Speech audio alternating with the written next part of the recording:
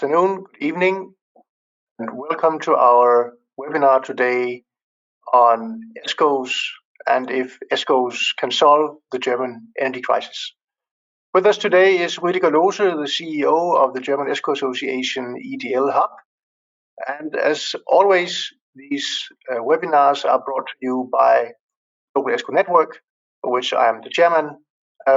We are hosted by UNEP the Copenhagen Climate Center. We are based in Copenhagen, which is rainy and cloudy today and very cold. Hope you have more comfort wherever you are. Just a few minutes of intro before I hand over the microphone to Rüdiger. The Global ESCO Network is established here, as I mentioned, in Copenhagen 3 years ago, working for the integrated use of the ESCO industry as implementation partners for energy efficiency, motivated by climate change.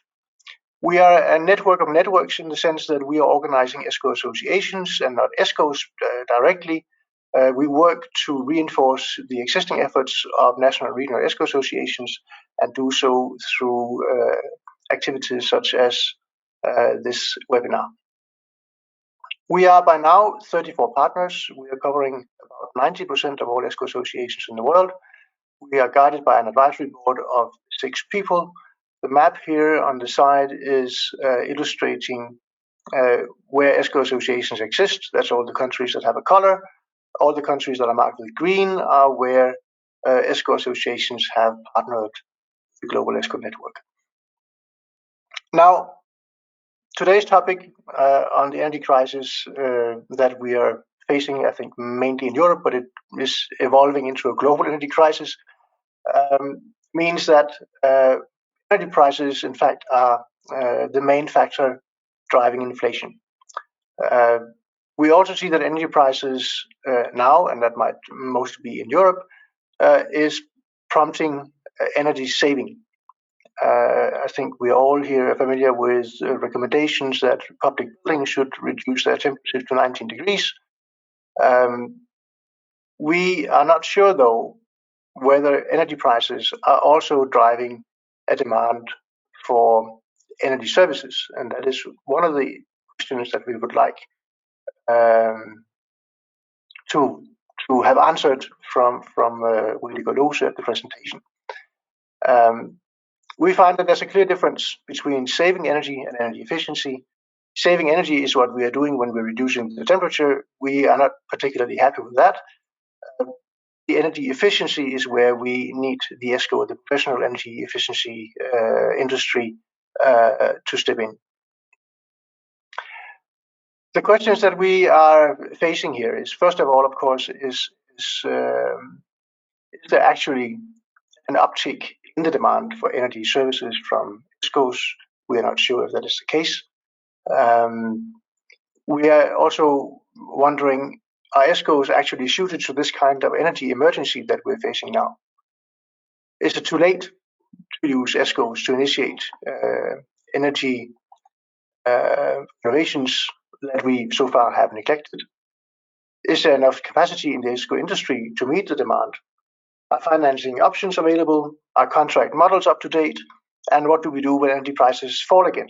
When these and many other questions are what we would really like to hear from today's presentation, but I'm sure Rüdiger is much better versed in what kind of questions are actually the most relevant right now for the ESCO industry in addressing the German energy crisis. So, Rüdiger, the microphone is yours. Yes, good morning or good evening or good afternoon here from Germany. I'm Rüdiger, and as Søren already introduced me, I'm CEO of the Energy Service Hub, EDL, which means Energy Service Hub in Germany. We are on the market since 2020. We're on the market since 2020, and we have started under, let's say, in comparison, easy conditions, framework conditions compared as they are today. So what I would like to tell you a story about is how ESCO business has developed in the past in Germany, in the past 2 years at least. So I think we just started in time to be present on the most largest challenge the ESCO market has ever seen in this country. And to just answer the first question, which was already set up in the beginning, how can the German ESCOs solve the energy crisis in Germany? Well, you can say we can, or we could. Still, it's a way to go, but definitely we have a potential here in the market, which I would like to introduce you very easily right now. So it's a significant reach we can offer in investment and also in personal power, which is available in the market. So we have about currently 33,000 to 35,000 high-skilled experts in the market. So that's something we can offer to the policy making and also to the targets of decarbonization and, of course, to solving the energy crisis in Germany as well. So if you look at the market in total, our market is about 10 billion a year. So that means it's, you can say, not the largest market globally, but it's one of the larger ones, of course. The development of the market is more or less stagnant in the past 2 or 3 years, but has increased dramatically from this spring on. Of course, in close relationship to the energy crisis, which is a result of the crisis in Ukraine and Russia and this conflict. So, of course, we see the followings of how we were dependent on the natural gas from the eastern side. So, of course, it's not well done with 10 billion per year as an investment frame for the ESCO, so it needs more. And we got back to the ESCOs and said, okay, what is the potential which is available financially on the market? It's also doable with the existing staff and expert level. So it could be, and that is shown by some academic research meanwhile, so that we have in total a market potential for ESCOs in Germany about 60 to 80 billion per year. So if you would look at this and just focus this one on, let's say, on one focus, let's say the building sector, where Germany has a refurbishment rate currently of about 1.2% per year, you could increase that by using this potential fully, at least calculating with 60 billion per year. You could increase the refurbishment rate by 0.9%. So that would mean that we are close to the target which we need to accomplish if we want to end up 2045. Our target here, decarbonization target in Germany is 2045. If we want to end up in 2045 climate neutral or zero carbon, it would be sufficient to just put all this into the building sector. So the answer is clearly yes, we could, if policy lets us. So if we have a look into the following slides, you just get a brief introduction. What are drivers in the market, and what are the hurdles which we face day by day, and which we address as the energy service hub, as the EDLHUB day by day.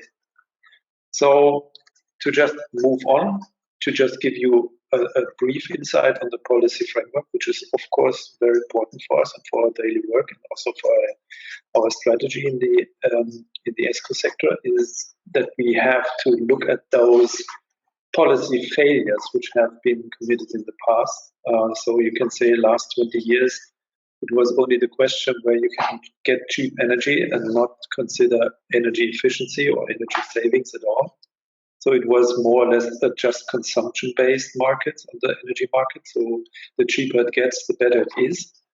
And what we see right now is that besides some attempts to collect and gather natural gas, liquid gas, liquefied gas in the Middle East or in the US, we have now ongoing from maybe late spring this year, a strong initiative towards energy efficiency and also a growing support for ESCOs, but still it's a way to go. And ESCOs are already on the way to adapt to the new demand schemes. So let's see what this is. So if you look at the most relevant policy events for the ESCOs, we have at least three. So we have the Energy Efficiency Act, which is currently under heavy discussion, because we want to, of course, we need to create a robust framework for energy efficiency and energy services in Germany. And you can say, why do you need that? Of course, isn't that automatically given or not? No, Germany is still one of the G7 countries which has not a framework, an energy efficiency act like that, creating a kind of safeguard framework where ESCOs and other energy efficiency component producers can at least calculate and have a quite favorable frameworks around. So this is something we need to have in mind when we talk about German ESCO market and energy efficiency in Germany generally. So what we have from this is, of course, that we don't have a level playing field. That means ESCOs have not such a good privileged access to funding and subsidies, and also have some disadvantages, discrimination in certain energy acts. So let's say if an ESCO provides photovoltaic electricity from rooftops, it's more or less not possible to provide it in the same way as if the owner of the building would do it by himself. So this is something, just a simple example, but it's a huge hurdle for building up a PV-based ESCO market, for example, in Germany in the housing sector. So that's what I'm talking about. That's what I mean with level playing field is not existing. So that means that, of course, especially the housing sector is more or less hampered by the not existing level playing field. So that's one example where we see, okay, the Energy Efficiency Act is really needed and it's necessary to get our market really growing. Because what you need to know, our market has been stagnant in the past few years. And the reason for that, of course, is that framework conditions are not appropriate to have a safeguard ambience for energy efficiency investments and ESCOs as well. Secondly, we have a huge Energy Buildings Act on the way. So it's moving forward in three tranches, and it's of course it's of huge interest for the ESCOs because it's driving for binding energy targets in newly built, which is not so relevant in Germany. Newly built is about 1 or 2% per year of the existing building stock, so it's not much. But building stock refurbishment, of course, is the most important thing. And so here it's necessary to have clear targets. So that enables ESCO also to provide certain offers to the customers and especially to the housing sector. And of course, it is necessary to come along with prioritization of the worst performing buildings. And what you need to know, we have a decision already going. This is the first tranche of this Energy Buildings Act, which has been decided this summer, which foresees after 2024, we if a heating system, especially fossil heating systems, are to be replaced, it has to be replaced by a heating system based on 65% of renewables. So that's quite important if you look on the development of the ESCO services in general. If you look at the existing structures which we have usually, especially in the energy supply schemes, so that means the classical utility system where you have you deliver heating and electricity made in a CHP, or you deliver heating, electricity, and cooling. This has a huge impact. So anything which goes away due to age and due to dysfunction after 2024 will have to be replaced by electrical solutions or renewable solutions, and that means that the technical scope will get into the building, which has never been before the case.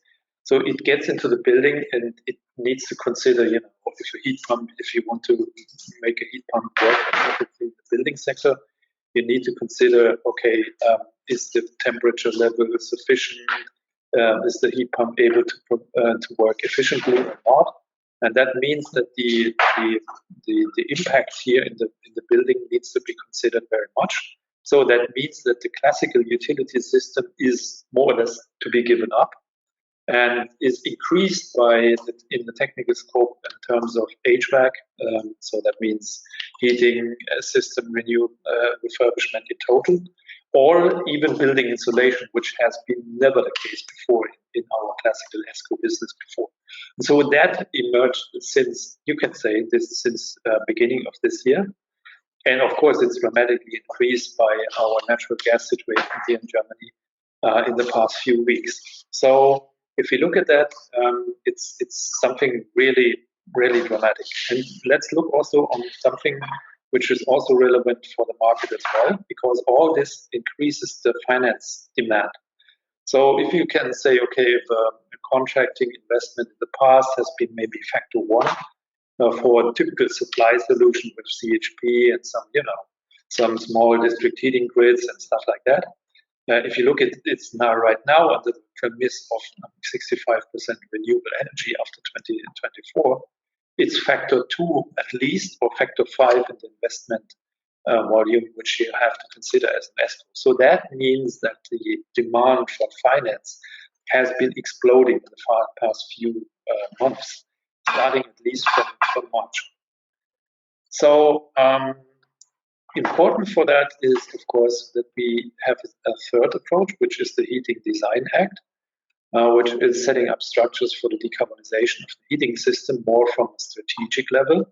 That means that you have a kind of regional energy planning, which considers heating demands, also cooling demands, and puts municipalities as the regional leaders in those design processes, which leads to an additional challenge for the ESCO, because only providing ESCO services as a kind, utility or energy service, a performance contract does not really work anymore, because you need to be involved in those strategic design processes as well.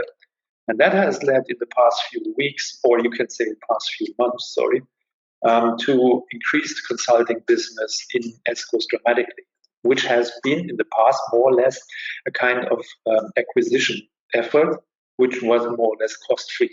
And now this goes completely different. It goes 180 degrees otherwise. So it goes into the direction that ESCOs start to evolve into this strategic energy master planning within municipalities, within neighborhoods, within regions, and try to figure out where are the heat sinks and where are heat offers, and to get a clear picture where to develop markets such as microgrids, large district heating grids and other stuff, or to refurbish them and bring them to a level which is carbon neutral. So this is completely new, and it strengthens the approach of ESCOs, which has not been relevant in the past, to provide serious and robust consulting business approaches. So what you can see is from all this is that the changes which have been caused by the crisis in the past few months has led to massive interventions by policymaking, and ESCO have to react on that. If they don't, we see already, if they stick with their typical, let's say, CHP-based or let's say natural gas-based boiler systems with small grids and stuff like that, it's quite obvious that they will disappear as an ESCO from the market in those rapidly shrinking niches for those energy supply solutions. And other ESCOs who would like to be on the market still the next 5 or 10 years will have the only option to adopt to these dramatically disrupted framework conditions. So let's look into that, who we are now. We try to support that, but I think it's necessary that you have the first market insight about the size and, of course, about the major policy drivers which we have currently in Germany.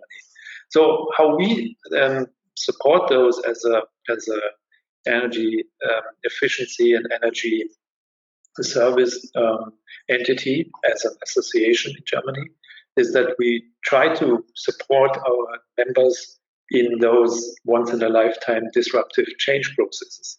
That means, in clear words, we have in total 9 activity fields which we offer as a service, as a kind of support, which means in the first hand, understand and communicate to stakeholders in society that we are part of this decarbonization process, that ESCOs are not just energy saving contracts and this and that, and business model 1, 2, 3. It's just contributing to those mainstream of the society to decarbonize. And that's really important. And that's a complete change of mindset for many of those ESCO companies being.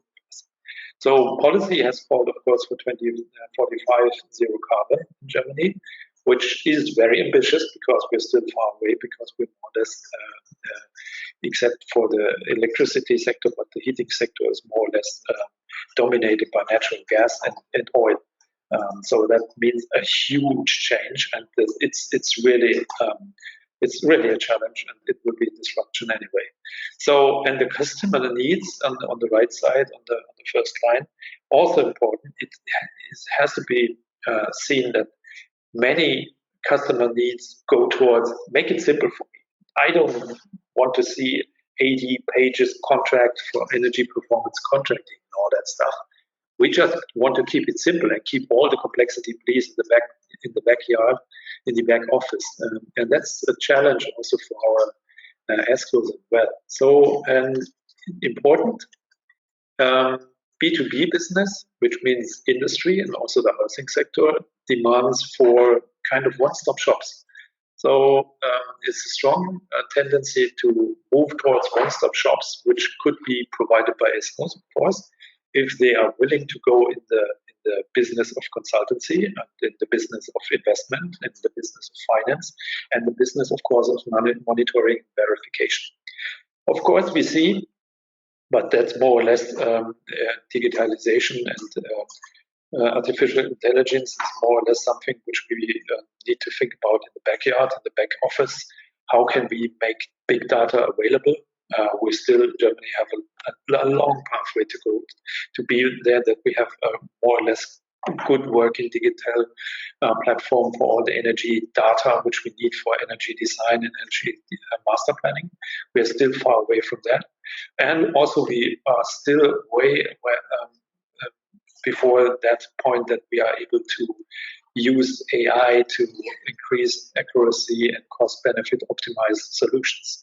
That's something where we try to, provide support for startups, for small companies trying to move and venture into these interesting fields and get along with that. That's something which we do as an association, help those companies grow. They will not be the unicorns within 2 years, of course, but of course it will be the way to move them forward, to make them grow, to just help the market along, to go to tackle all these and to fulfill all these challenges set up in the past few months. And of course, it's necessary to make the understanding really haptic for the ESCOs, that it's not energy efficiency alone, it's not energy saving alone, it's also combining with renewables, which is for many of those entities not just a standard. It has to be developed and has to be brought into the organizations and into the way of thinking of these organizations. So what's really also important to set up a new, as you see, all those changes come very quickly. So you never know. Today, as we sit here, I don't know what kind of new regulation and coming discussion will be tomorrow. I don't know. We have not really seen everything coming up. There's no large strategy, so it needs to be that in ESCOs there's an agile working environment where you are able to handle all those changes and disruptive reorganizations of the market day by day. So this is something where we try to be supportive, and it goes quite well. So we have made a lot of progress in the past few months to put ESCOs on the way to just handle this. So what we have here, you may know some of those kind of companies. If you're from Europe, they are mostly acting within Europe over the frontiers of different countries, of course. So, and what you can see from this, it's about 70% of the ESCO market turnaround gathered here within our small association. So what we do basically here is that we have, of course, a mission and a vision, of course. We did this quite a way from the start. So first of all, and that's currently something which occupies us by 120%, is the policy hub. That means that we try to contribute, help policy, but also react on policy. So proactive and reactive on anything which comes from policy making, and this is a lot you can think about. I think since August, since the 1st of August until now, we have maybe 60 really important regulations in the market, which really are important also for the ESCOs, which we need to work on and give comments, give feedback, and of course put our position in the right place, in the right level. So that's something really challenging, and it keeps us going day by day, and it takes more or less 120%. And of course, it's important in two ways: regulations, so look for the level playing field, as I said before, and of course, non-discriminative access to funding and subsidies, which is quite important in Germany. We still have, in many ways, the situation that if a building owner or industry company is doing some efficiency measures by himself, he is better off when he looks at funding and subsidies. And that's quite important because we have, let's say, an average subsidy rate of 20-25% per investment euro. So that means it's really important that you have those non-discriminative access to that money. So also, of course, we have the second column, which is quite important also right now, to create interaction between stakeholders in society. That means mostly consumers. So we have a strong, we have a very good communication with consumers and consumer association, because if they don't agree on our way to approach the markets as ESCOs, the acceptance will be close to zero, and policy will always follow users' needs, but not so much the needs of ESCOs, because they are seen as kind of companies and need to be to create their own lucky situation. So that's something really important. But also we try to put together service providers and ESCOs within the service, within the EDLHUB. That means that we have some lawyers with us, we have some component manufacturers, we have pipe providers for district heatings with us, we have, of course, HVAC providers, which help the ESCOs to select very high efficient materials and components to fulfill their mission of net zero approaches. So, and then we have, of course, a third, and that's quite specific, and it's not very typical for many of those associations, at least in Germany, that we have a kind of innovation hub. And that's what I mentioned before. We try to support our ESCOs on their way to survive in these situations and even make progress there in this market. And therefore, we set up innovation hub and also innovation projects. That means that we are incubating and fertilizing innovative business models and approaches. That means we try to gather third-party finance. That means Department of Energy in Germany or European Climate Foundation, whosoever, who is willing to support us in developing dysfunctional markets, especially. What is a dysfunctional market? For example, I can show you in a few slides later what dysfunctional markets are typically, but that's very important, that we understand the customer's need and then provide the appropriate business model and help the ESCOs to go that way. So communication, understanding customers' need, etc., and then putting together financiers and ESCOs and component providers, of course the users as well. That's something we do in this kind of project. So just to move on and just to give you an insight of what is currently going on to just cope with the situation in Germany. So the main message is here: if ESCOs are willing to adopt user demands, they need not fear the future in any terms. So it's just important to really focus on what the customers need, and then adjust, and of course the business and financing model to that. So it's not just energy performance contracting, energy supply contracting, which I see way too often in ESCO discussions and conferences. It's an appropriate business model for each of those relevant target groups which are in the market and maybe are not happy with that what is provided by ESCO so far. So just to make it a bit more understandable, just let's see how the super trends are currently. Maybe we just look at the right box. So what we see right now is that ESCO scope is more not just providing a supply solution or just provide wonderful HVAC for energy performance contracting or energy saving performance contracting. It's more or less to handle a kind of holistic approach. And that's really new. It has started maybe 2 years ago. And the current situation, of course, is enforcing those approaches massively. Because users, as I said before, would like to have one-stop shops instead of 20 parties which need to be coordinated in this anyway complex situation. So that's something we see, and ESCOs, and at least most of the ESCOs, are trying to set up something and provide something which satisfies these needs. And that was what we see in addition is a technical scope for energy supply contracting. As I said before, switches from typical supply. I don't care about the building. It could be as bad performing as it could be, but supply is excellent. I can take care for that.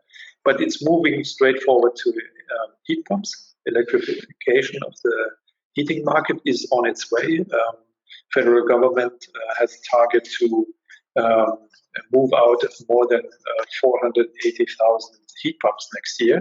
So you can see there's a strong effort, and ESCOs only can see, okay, do I go with that or do I not? So that's something very, very, very important. So what we see from here is that not only the heat pump installation is increasing dramatically within ESCO business, but is also increasing measures around it to make a building or an industry process a heat pump ready, which is not given in the most of the cases. So that means, as mentioned before, increasing investments into thermal envelope of buildings, and also, of course, into measures which improve HVAC quality and efficiency in general. So what we also see is that the strategic consultancy for, as we call it, decarbonization plans is dramatically increasing. As you can see, since maybe that it was a business, but it was not really worth notice in the past few years, but this year it really went different. So large companies which have provided consultancy within the acquisition process anyway have seen the opportunity to get this paid. It's not a cost-free effort anymore. It's something really strategic. It's really providing value for the customers, new values which have not been in place in the past due to those political regulations which require local authorities to provide a kind of energy master planning for the region or for the locality. So what also is comes with that, of course, if you have a strategic consultancy, often the ESCO is put in this place to really not only write a strategy, calculate appropriately which measure is necessary to accomplish with 2045 zero carbon targets, but it's also putting ESCOs in the position to say, okay, I've written those investment stories. I have shown you how which investments will lead in the next 20 years towards zero carbon, but I'm also capable to do that for you. So that means what we see more and more is that ESCOs are in the good situation that they are getting together long-term contracts which are beyond 10 years, 15 years, 20, 25 years, because it's a strategic partnership. It's not just one project, go in, do something for the supply, move out, next one, but it's really something on the long term, which is right going.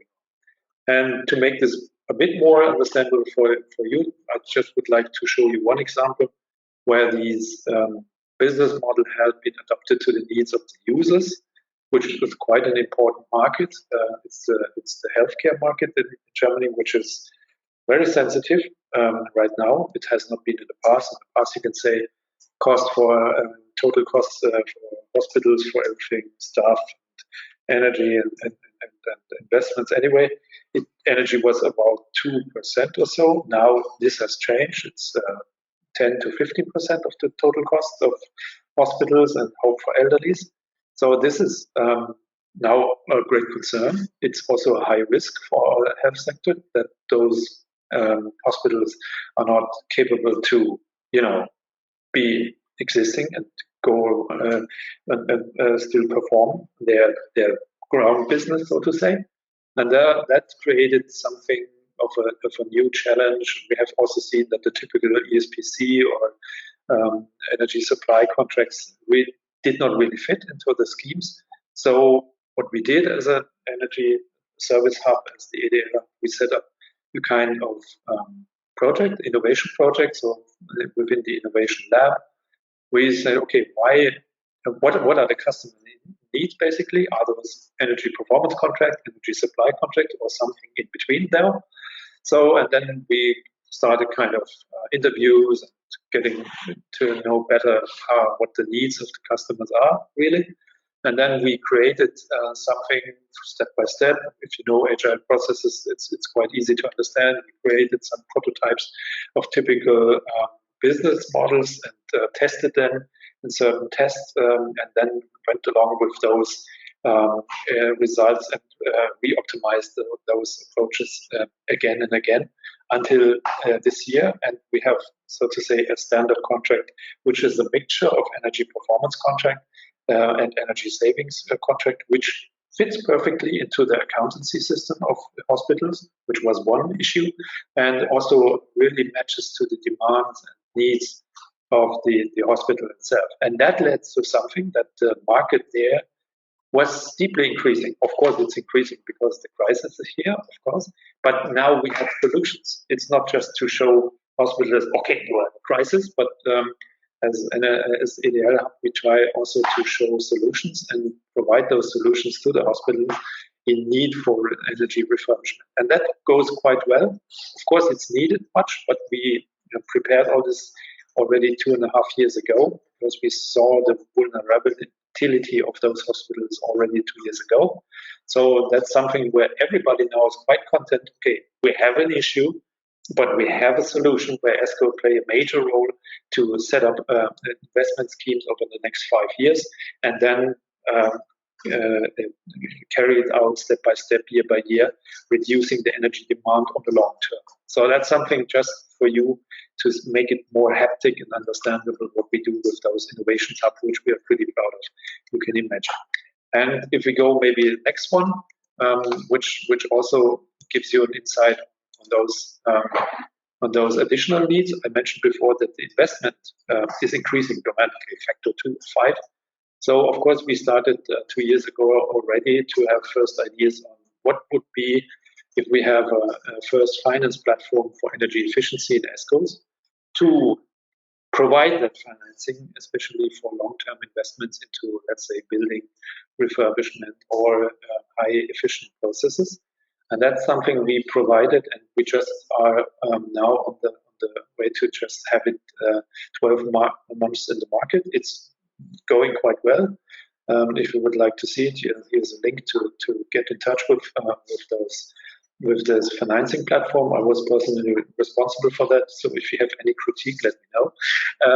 But still, it's in German. But it went quite well.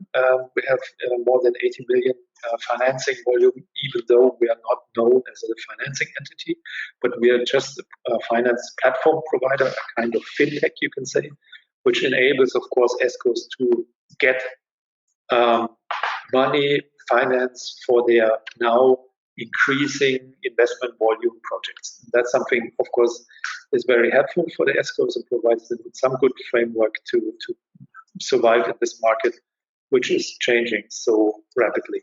So maybe to just put it to an end, we are now, one important thing I just want to mention, we are now also in this project Green Home. Unfortunately, you just see it here in German, but I will translate it later on. Green Home means we have also here a dysfunctional market, which is not going well for the ESCO. ESCOs would like to increase the refurbishment rate within home owners, multi-ownership apartments. So that means you have multi-apartment buildings with different homeowners. Maybe they are also rented to tenants, and there the refurbishment rate is less than the average refurbishment rate in the housing sector anyway. That was related to some hurdles. We understand now quite well within this project Green Home, which is a European project provided together with our colleagues from Latvia. You can see very easily, okay, these are the hurdles which are hampering the process to set up total refurbishment, deep renovation of buildings. And we just will start from the new year on with our colleagues to get along and get started with a new financing and business model to activate this huge potential for energy savings and carbon footprint reduction. So I would like to stop now. I think I told you something about the market here, and let me know your questions. Thank you very much, Rüdiger, for this very insightful presentation, which I think, not surprisingly, has led to quite a number of questions from the audience. I think I should just jump right into reading aloud the first ones we have here. First of all, are ESCOs also now advising on the electrification of vehicle fleets and then powered by the user's buildings? So integration of electric vehicles into the building design. Definitely, that's a good question. It's something which is also something which helps us to make building refurbishment more cost efficient, because that's a no-brainer that you have photovoltaics on the roof. It's more or less cheap, you can say, and then look for this to provide facilities to consume electricity produced in the rooftop in your own building. Feedback tariffs are not interesting if they are not good enough and not high enough to make the case. But looking for consumers, let's say, except of tenants and house owners, ESCOs venture into the intersection between mobility and energy production, and that goes quite well because it's very cost efficient.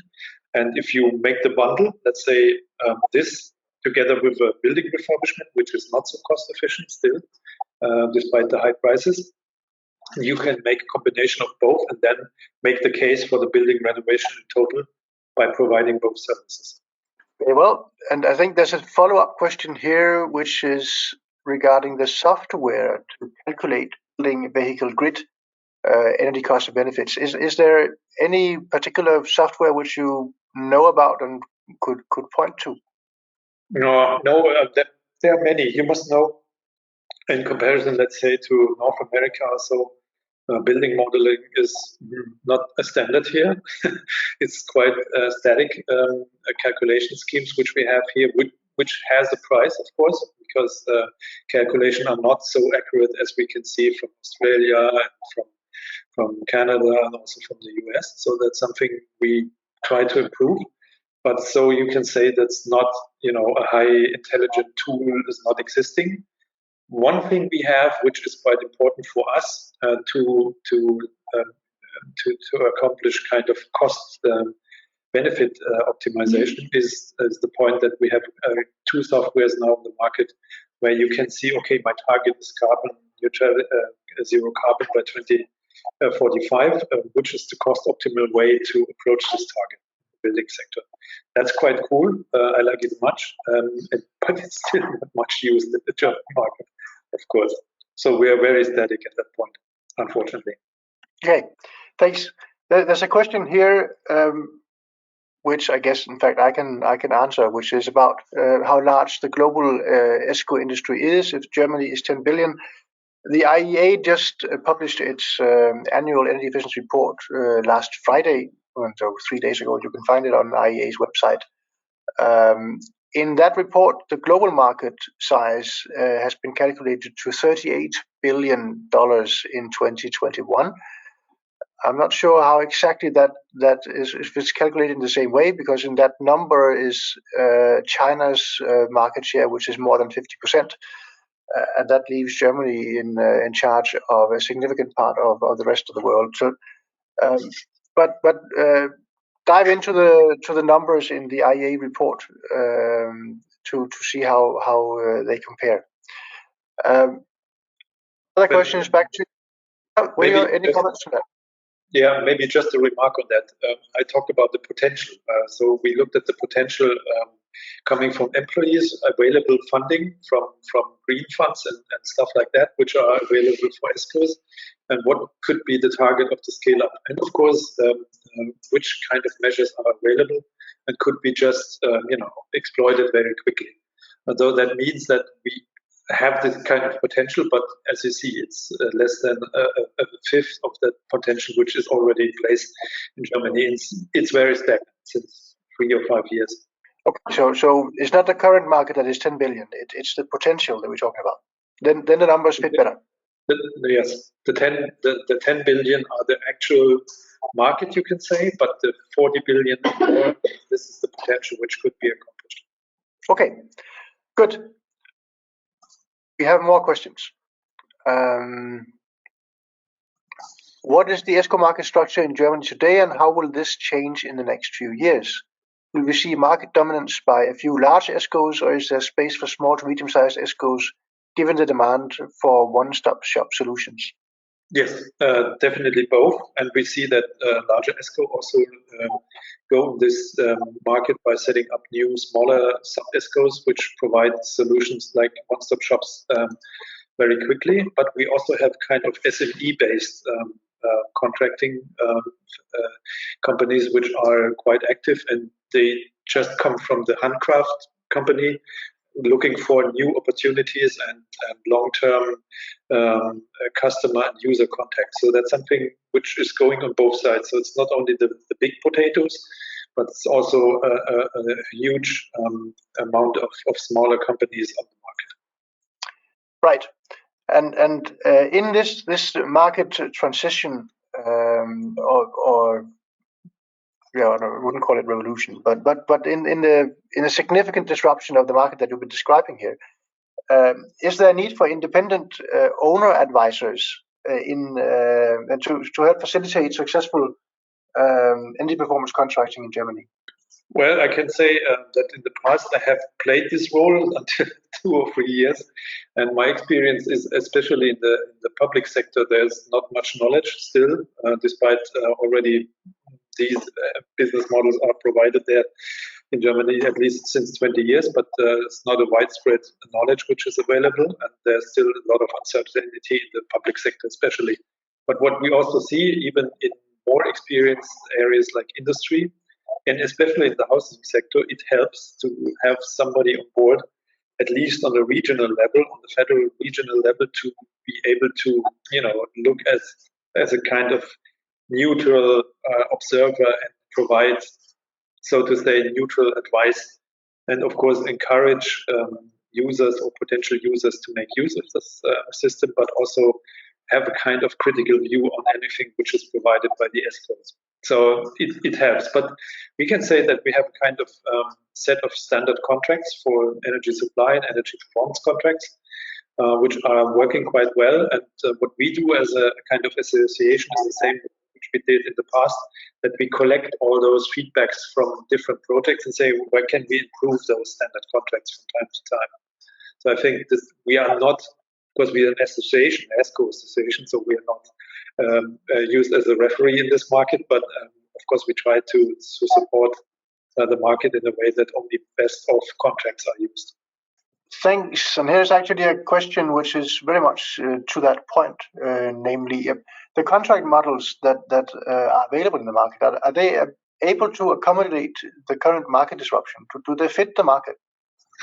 Well, yes, of course, still most of the market, maybe 60%, is typical supply contracting, which means some kind of energy is provided, heating, cooling, electricity. But this is changing, of course. So what we see is that we have in between those standard contracts for energy performance contracting and energy supply contracting, we have a bunch of new contracts which have different value propositions.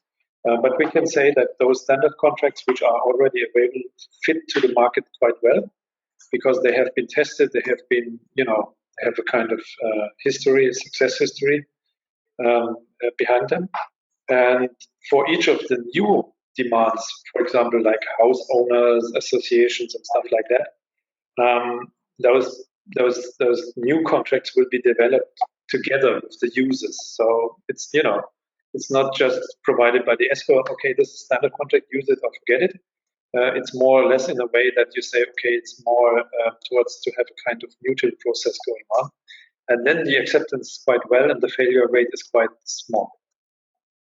So yes, it's working with those standard contracts which are available for different target groups. Okay. Where do ESCOs face the main resistance? From building managers, technical managers in municipalities? Yeah, I guess that's a focus on the public sector. Yes, I assume that's well. Well, you see, it's spoken words which improve the market. So it's best practice from other. If a mayor sees, okay, I'm a small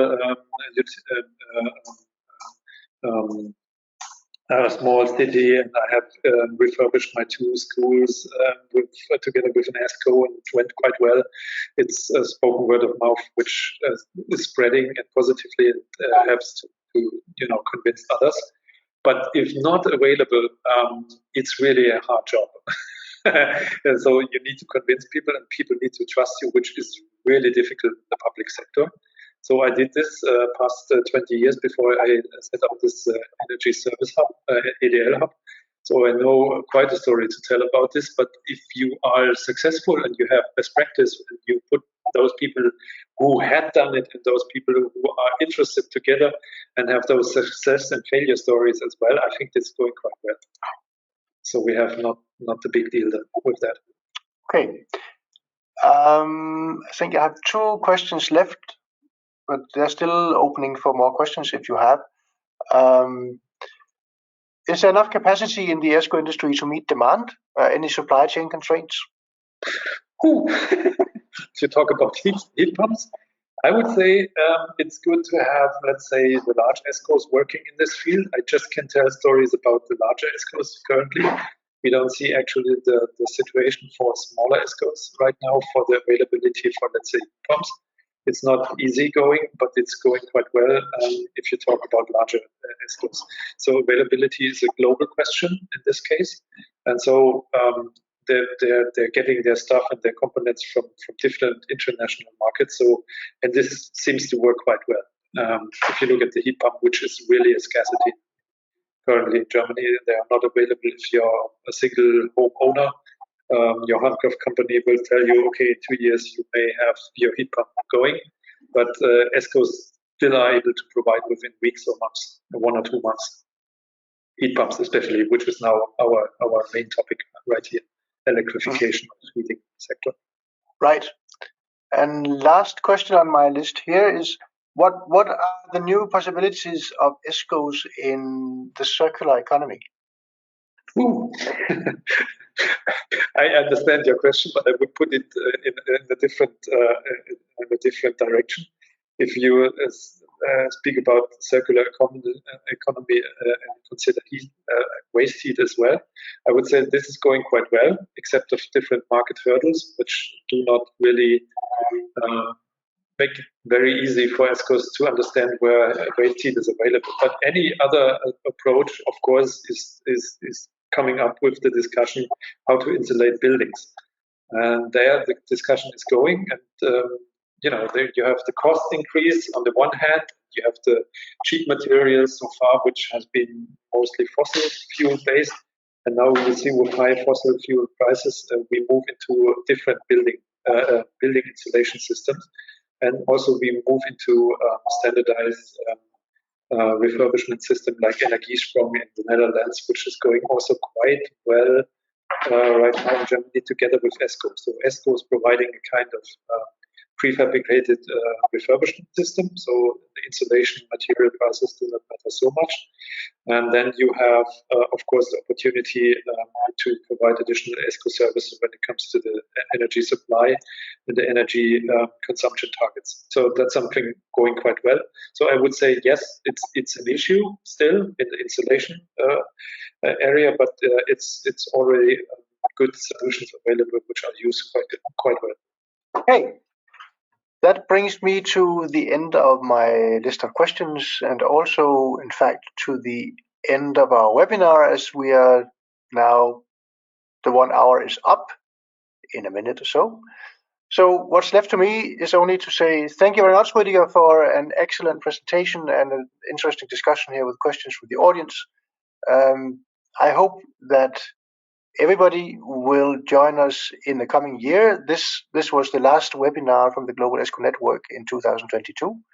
We will have a new program of webinars for 2023 ready sometime in January, and we are looking much forward to welcoming all of you, and more, of course, as well, for our new program for 2023 and for more ESCO-focused activities from the Global ESCO Network. So thank you very much. Thanks for 2022. Thanks to everybody, and thank again to you, Rüdiger. Over and out.